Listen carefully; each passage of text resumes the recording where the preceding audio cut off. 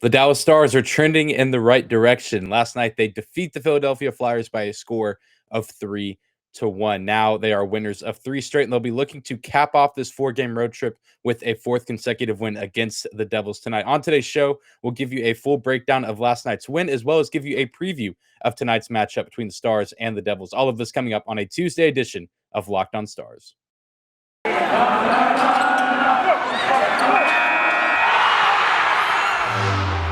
Your Locked On Stars, your daily podcast on the Dallas Stars.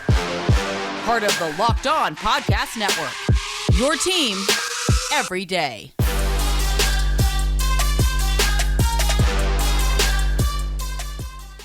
Howdy, Stars fans. Welcome back to the Locked On Stars podcast, the only daily podcast covering the Dallas Stars, part of the Locked On Podcast Network. Your team every day. I'm your host, Dane Lewis, your local expert on the Dallas Stars, and excited to bring this episode to you after another Dallas Stars victory on this Tuesday, January 25th. Only a few more days left in the month of January. And it was a big night for the Stars last night in the city of brotherly love, defeating the Philadelphia Flyers, claiming the season series over. Philadelphia winning both games this season back in November at the AAC. And of course, last night at the Wells Fargo Center in Philadelphia, handing the Flyers their 12th consecutive loss. Some of those losses being in overtime, some of them being regulation losses, last night being of the regulation variety. The Stars also ruining Keith Yandle's big night, I guess tomorrow/today, recording this on Monday night after the game. So Tuesday will probably be the bigger night. He's now skated 964 consecutive games. Yandle has, tying Doug Jarvis, a record that's stood since 1987. All signs point to Yandle skating tonight against the Islanders in New York, and he'll officially set the record then. So maybe they can get the win and snap their franchise tying 12-game losing skid and get back on the right track with the win, celebrating Yandle, enshrining himself into hockey lore for the foreseeable future, because that's going to be a very, very difficult record to break. A lot of respect for Keith Yandle, but nonetheless, the Dallas Stars don't care about paying respects to their opponents on their milestone nights. They care about getting wins and getting back into the playoff picture, which, as of the time of recording this, the Dallas Stars hold the second wildcard spot in the Western Conference. As around the time I started recording this, Calgary was beating St. Louis by a score of 3-1. If that score did end up holding up, then the Dallas Stars drop out of that position. But still, with about half the season left to go, the Stars are sitting in a pretty good position in terms of likelihood to be in the postseason conversation. But before we get into all the good stuff, talking about last night's game, before we break everything down, do need to take a moment and say thank you for stopping by today's episode of Locked On Stars. Whether this is your first time here or you are a recurring listener, thank you for making Locked On Stars your first listen of the day. Be sure to subscribe to and follow the Locked On Stars podcast wherever you find your podcast at, whether that's on YouTube or your favorite podcasting platform. Any and all follows and subscriptions are greatly appreciated, as are ratings and reviews. You can leave a rating and review on Apple Podcasts, Spotify Podcasts, wherever you listen at. You can also drop a comment on YouTube if you like what you hear. Always enjoy reading those. Also, give me a follow on Twitter if you're not following me on there, at Dane_Lewis. But without any further hesitation, let's get right into last night's win. And just thinking about this road trip and kind of these last few games from the Stars, it's kind of reminding me of maybe, a typical sports movie. You look at pretty much any big popular sports movie, and typically the main character in that movie never really starts out as the favorite. They're always the underdog or the overlooked player, the overlooked team.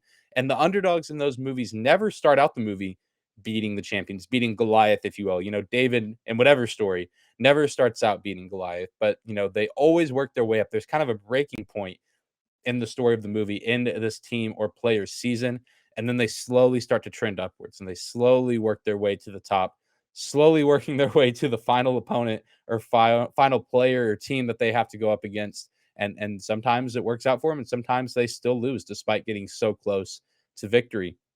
And I think that maybe Tuesday night, a week ago today, taking that loss to the Montreal Canadiens at home, maybe that was a breaking point for the Stars this season.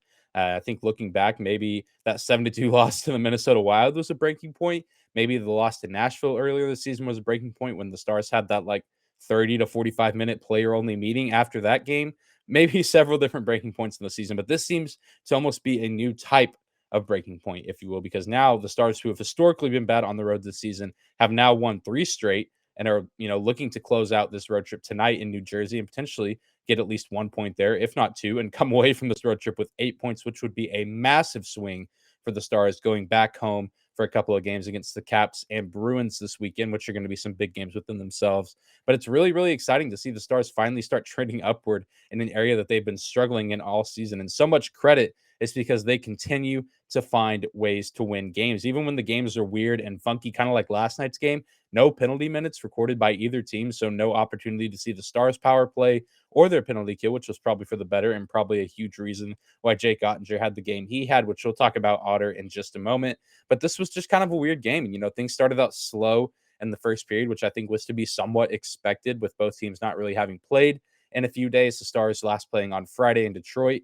I think that Philadelphia's last game was Saturday in Buffalo, which they lost that game 6-3. But it seemed like maybe the Stars might come away with this game somewhat effortlessly. Like I said, things started slow, but then near the end of that first period, Roope Hintz gets a breakaway goal. Stars go into the first intermission up 1-0. Not a big lead, but they seem to be in control of the game. And Philadelphia really just looked dead throughout this whole game. It's hard to really credit them with doing anything well outside of their goalie, Carter Hart, who had a pretty good game for the most part, all things considered. But their offense didn't really do anything, and that's the frustrating thing, is that the Stars didn't get a shutout in this game. Their only goal coming from Ivan Provorov scoring a goal with the help of John Klingberg's skate, kind of throwing the puck at the net. And definitely was not a puck that was on target for the net.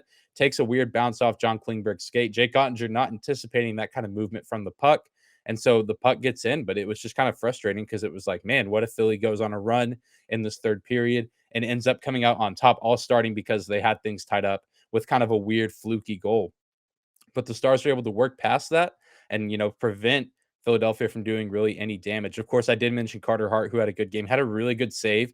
And one of the, mid stages of the third period, Miro Heiskanen had a wide open net, but had to kind of readjust his stick for the shot. That gave Carter Hart enough time to get over and make a really heroic diving save. Pretty good game from him, a guy who's pretty young within their organization. The future goalie for this organization, similar to Jake Oettinger, who's the future goalie for this Dallas Stars organization.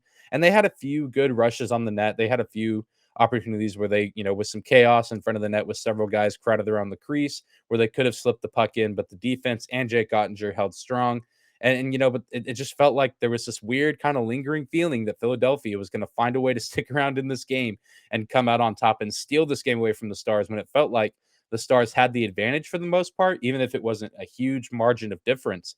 There was just, at least for me, thinking the Stars have to win this game. They need to win this game. They are the better team, and it would be an absolute shame if they come out of this game with anything less than 2 points. And the biggest credit to that, I think, comes down to the end. And, Razor and Bogorod were talking on the broadcast, and they were like, someone has the opportunity now to play hero in this game, and it might be someone we don't expect. And it certainly was a player who I don't think a whole lot of people would have expected. And Jacob Peterson scoring a nice one-timer off of a fantastic Alexander Radulov pass. Nice to see Radulov back in the score sheet, even if it is for an assist from his seemingly favorite spot this season, behind the opponent's net. He's had a lot of great passes from there that have either gone in for the Stars or some that haven't gone in, whether good goalie play or a missed shot by the Stars forward or defenseman who takes the shot. But really, really good play from those two guys that are playing near the bottom, in the bottom six area of forwards right now on this roster. Really, really encouraging to see from some guys who aren't getting as much playing time, not necessarily the forefront of this team. Really, really encouraging stuff to see from Rads and Peterson. And Peterson in general, just continuing to be a great role player, a rookie this season, a part of that fantastic 2017 draft class, not putting up the flashy numbers like you see from the guys in Detroit or Zegras in Anaheim. I was about to say San Diego. Ooh, that is not correct. The Ducks play in Anaheim, not San Diego, Dane. Not putting up those numbers like those guys, not putting up numbers like Robertson and Kaprizov last season.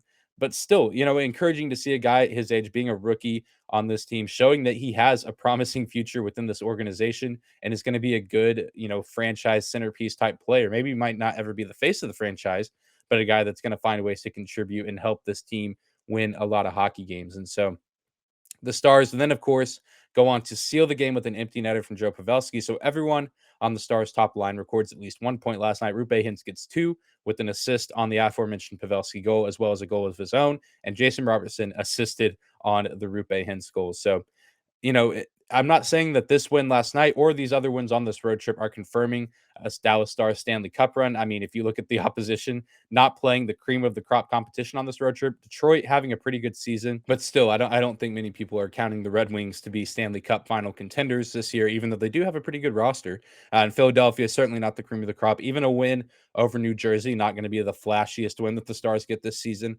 but again, we talk about sports movies. This is kind of one of those moments where the team starts bonding, melding, meshing together, figuring things out, kind of working through some of the bumps in the road from earlier in the season. Really liking what I'm seeing from the Stars on this road trip. The wins haven't been the prettiest, but they're wins nonetheless. And they have 6 points through 3 games, which is best case scenario going into this final game on the road against the Devils.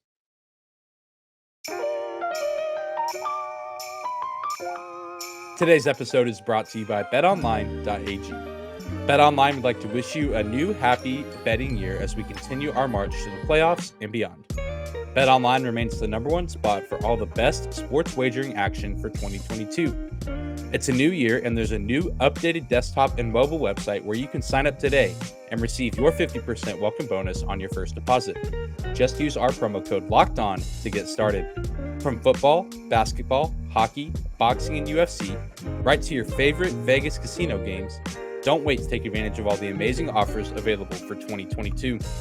BetOnline is the fastest and easiest way to wager all of your favorite sports. BetOnline.ag, where the game starts.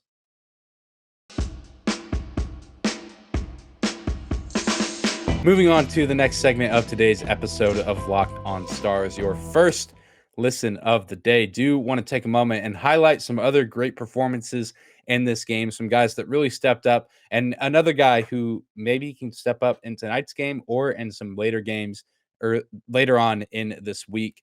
Jake Oettinger got to be the first guy I talk about. Probably my star of the game, without a doubt, my star of the game. I don't even know what I'm saying. No one, put up huge numbers in this game. Pretty good effort all around from guys like Roope, guys like Peterson, guys like Pavelski. But Jake Oettinger, I think the best story of this game for the Dallas Stars.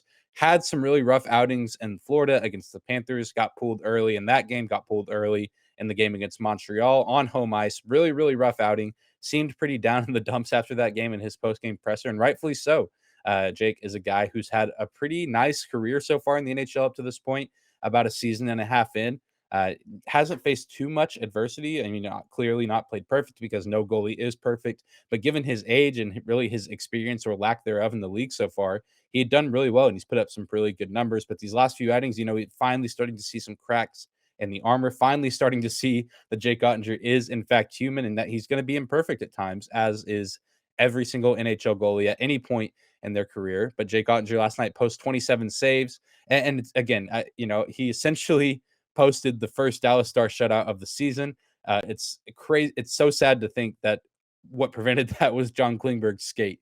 Because again, the Philadelphia Flyers didn't really get anything going offensively, and it would have been really nice to see Oettinger get an actual shutout recorded in his first game back after some pretty humiliating defeats at the hands of some teams that, the Canadians at the Stars should have beat the Panthers, a team that the Stars have hung with in the past, but then on the road got absolutely demoralized and embarrassed. But loved what I saw from 29 last night between the pipes. I imagine we'll see Braden Holtby and then in the net tonight against the Devils. But again, you would think that we would have seen Oettinger between the pipes on Friday against Detroit after Holtby played Thursday, but we saw Holtby play back-to-back nights. Not sure if we'll see Oettinger play back-to-back nights. Maybe it would be good for him to get some, to keep the momentum going, but also would not mind seeing Braden Holtby in the net against this Devils team. Both guys then have a little bit of experience at the end of this trip and are able to rest up before Friday night's big matchup with the Caps, which I imagine that one Holtby has to start, just because he's the number one option for this team. The Caps are really good, and of course he'd be playing against his old squad that he won the Stanley Cup with. But that's another story for another day. Really, really liked what I saw from Jake Oettinger. 27 saves, great bounce back performance from the kid, and continuing to prove that he's going to be a franchise goalie for the Dallas Stars organization for several years to come, even once Braden Holtby is long gone, which is probably going to be sooner rather than later. It could be after this season, maybe after the following season. Damiani, another guy who I really liked his performance from, and I know the coaching staff must have as well, because he got to play some pretty big minutes. He started the game on the fourth line, the last line for the Stars, playing alongside Luke Glendening and Tanner Kero. But then he got moved up a little after the halfway point in the game to the second line with Jamie Benn and Tyler Seguin. Denis Gurianov getting benched basically in the middle of the game, which we'll talk about in just a second. But 3 shots on goal for Damiani in about 12 minutes of time on ice, I believe 11:55 was the official TOI. But, really cool to see a guy as young as Damiani, the AHL Rookie of the Year last season, getting some big play time with the big dogs within the NHL side of this organization. I know Rick Bowness commented that he was really puck hungry, and that was something that Denis Gurianov really wasn't last night. He wasn't playing, around the puck very well, wasn't getting to the puck quite as effectively. But Riley Damiani came in and was doing that really, really well. He had some nice passes to his teammates, had some good forechecking plays, was playing a pretty physical game at one point, and I can't remember who it was. It might have been Keith Yandel. This weird sequence whenever the puck got saved by Hart, the goalie for Philadelphia, and Damiani kind of skating by the crease, bumps into another guy on Philadelphia's team, and I think it was Yandel, started taking him down to the ice, and almost seemed like a fight might break out. But I don't know if he said something or if he was just in those guys' head. But an interesting situation to see a guy as young as Damiani in. But didn't score a goal, didn't record anything on the score sheet, but really impressive stuff from the rookie, number 13, the new yen mark, I guess, if you will, if you want to talk about numbers. Really, really cool stuff to see. We already have Jacob Peterson, who's a rookie on this roster, making some big moves slowly but surely, asserting himself within this lineup for years to come. And maybe we'll see Damiani. He's only played a handful of games. I think last night was his fifth or sixth game for the Stars this season, but maybe we'll get to see more of him. I know he's kind of been on the fringe these past couple of weeks, being in the AHL, but then being on the taxi squad, being on the NHL roster, being on the taxi squad, back to the AHL, kind of been shuffled all around. He's really rolled with the punches, which is really encouraging to see. I can't imagine that that's an easy process to go through. I know several teams in the NHL are dealing with those kind of situations right now. So it's not unique to Damiani per se, but really nice to see him, put up these kind of, nice gritty performances where he's not going to get a whole lot of recognition because of the stat sheet, but obviously doing enough to get promoted to the second line mid game with Seguin and Benn, who have been around this league for a really long time, and guys that I'm sure Riley Damiani is going to benefit from playing alongside and gathering all the knowledge that those guys have, having played, in the NHL as long as they have. And as far as Denis Gurianov, like I said, benched mid game due to poor play. That was Rick Bowness's reasoning for benching Denis. He said that, and I quote verbatim, that he did not deserve to be out there, wasn't chasing or crashing the puck very well. I think that was reflecting a little bit on that line's play. I thought that second line with Gurianov on it was playing pretty well at the start of the game, but I guess as time wore on, Bonus was liking less and less of what he saw, especially from Denis. So, it's not Denis's first time to be in this spot. He's been a healthy scratch before this season, but then has come out and played really, really well. He came out playing really well after the COVID hiatus. So I'm curious to see if he plays tonight in New Jersey. I can't imagine why he wouldn't. I think it would be weird if he was a healthy scratch. I don't really understand, I don't like how this guy's playing. So as a result, I'm not going to play him. How is Denis Gurianov going to get better if Bonus doesn't play him, especially against a team like New Jersey where the Stars are better than on paper? I think it could be a great opportunity for him to bounce back like we've seen him do so far this season. I think, benching him mid game should be enough punishment, air quotes, if you will, for Denis Gurianov right now. If you didn't like what you saw from him, let him get a good night's rest. Let him show up to morning skate. Let him kind of work out the kinks and let him play against New Jersey, because the Stars are going to need all hands on deck to potentially get the seventh and eighth points of this road trip going back home, with some big games coming up this weekend against Washington and Boston. So weird situation for Denis Gurianov. He's been in this situation before this season, and hopefully we'll see him flip this around for the better, and he'll have some nice production for the Stars over the next couple of games.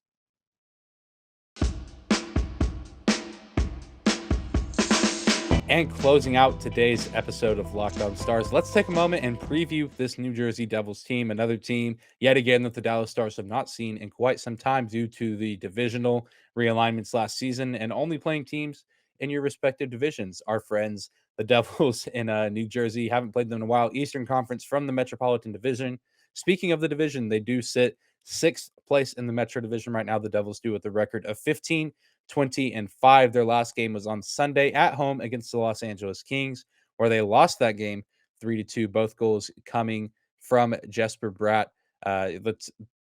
top point getter, I guess, top point scorer for the Devils so far this season. He scores both goals in that loss for New Jersey on Sunday. Bratt is 23 years old, the 162nd overall pick in 2016. Like I said, he currently leads this New Jersey team in points with 36 on the season, 13 goals, 23 assists, and those 36 points are a career high for him at only about the halfway mark through this season. I think his high before that was 35, and I think that was in his first or second season with the New Jersey Devils. So really good stuff from Bratt so far this season.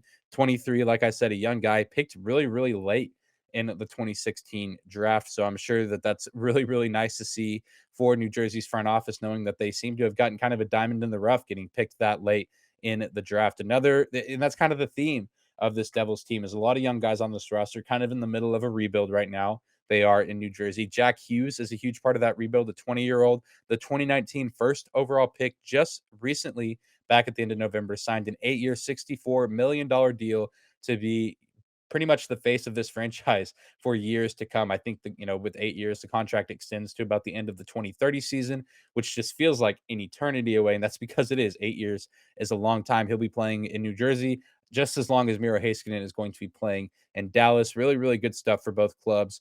And then Jaeger Sharangovich, 23 years old as well. He rounds out that top line. Hughes and Bratt play on the top line, as well as Sharangovich, 23 years old, 141st overall pick in the 2018 draft. So another diamond in the rough guy for this Devils organization. Yeah, like I said, third member of this top line for New Jersey that they put out for the most part this season. Not doing quite as much numbers wise as Hughes and Bratt, only 8 goals and 8 assists on the season for Sharangovich, but still been a nice guy to have to complement Hughes and Bratt. Again, just another young guy the Devils building for the future, not looking to be cup contenders or maybe not even really looking to be playoff contenders this season, but still building towards the future. And they do have some really, really nice pieces. And this has just been a weird season for the New Jersey Devils. They had a 6-game losing streak back from December 10th to the 19th, but then they went on to win 3 games. And then they've been really, really inconsistent kind of ever since that 3-game win streak. Before losing that game on Sunday to the Kings, their last game before that was a win at home against the Carolina Hurricanes by a score of 7-4. Carolina, as we know, one of the better teams in the league so far this season. So they've shown that they can hang with some of the big dogs and put up big numbers. 7 goals is nothing to scoff at, especially against a team like the Hurricanes. So really, really weird season. Don't really know what we're going to get from this Devils squad. Again, not having played since Sunday, so they are going to be well rested. I will imagine that we'll see Mackenzie Blackwood, 42nd overall pick in 2015 for the New Jersey Devils in net between the pipes. He started 22 games this season for the Devils with a record of 9-9-3 with a .894 save percentage. So not really the best numbers for Blackwood this season, but also not really the best numbers for the New Jersey Devils across the board this season, both on the stat sheet and in their record. And as far as predictions go for this game, I find it really hard to bet against the Stars right now, given how they have played. But the pessimist in me is like, oh, they're due for a bad game on this road trip. They've found ways to win some of these other games. They've had really bad moments, but I just feel like they're due for this game where really nothing goes right, and there's never really a moment where we think the Stars have a chance to win. But I think the optimist in me is going to win this battle. I think that the Stars can and should and will win this game. Probably a tight one, probably about a 3-2 score. I think Joe Pavelski gets the scoring started for the Stars. And I think, that the Stars know what's at stake here and they know how much this game means for their confidence going forward. If they can get this win and come away from this road trip with the maximum amount of points, that's going to do wonders for their confidence and also keep them right there, either in the second wild card spot in the West or at least on the bubble, on the fringe, where they're not too far removed from it, which is exactly where they want to be at this point in the season. Still about half the season left to go, and the Stars can really go up from there. Can only go up. I mean, a lot can happen over the next several weeks, over the next couple of months. And who knows, maybe the Stars might mess around and find themselves in one of those top 3 spots in the division. Seems a bit like a long shot, but crazier things have happened. And I think we're finally starting to see the Stars turn a new leaf by actually stringing together some wins on the road, which has seemed to be the missing piece for this team throughout the majority of the season. So really, really excited to see how this game unfolds against the Devils. And if they can get the win, they're going to be riding high coming back to the American Airlines Center for a Friday night date with the Capitals, and also a big night because they're going to be retiring Sergei Zubov's number before the game. So really, really exciting stuff coming up for the Stars in the next couple of days. And it all starts tonight in New Jersey when they take on the Devils. But that's going to do it for today's episode of Locked on Stars. Be sure to tune in tomorrow as we give you a full breakdown of the Stars Devils matchup. You won't want to miss it. We'll get it all covered here at Locked On Stars. Thank you again for making Locked On Stars your first listen of the day. Now go make your second listen of the day at the Locked On Bets podcast, your daily one-stop shop for all of your gambling needs. Locked On Bets, hosted by your boy Q, with expert analysis and insight from Lee Sterling. NFL playoffs finally reaching their peak. We just saw the best weekend in NFL divisional weekend, at least in NFL history. Conference championship weekend coming up. You're going to want to get your bets in. So be sure to tune into that podcast to get all of your information that you need before making your bets. But also be sure to subscribe to and follow the Locked On Stars podcast wherever you find your podcast out, whether that's on YouTube or your favorite podcasting platform. Be sure to rate and review if you haven't done so already. Be sure to also follow me on Twitter if you haven't done so already at Dane_Lewis. That's at DANE 2_LEWIS. You can also find the show on Twitter at Locked On Stars. Be sure to give us a follow there as well. Hope you have a great Tuesday, Stars fans, and we will see you back here tomorrow for another episode of Locked On Stars.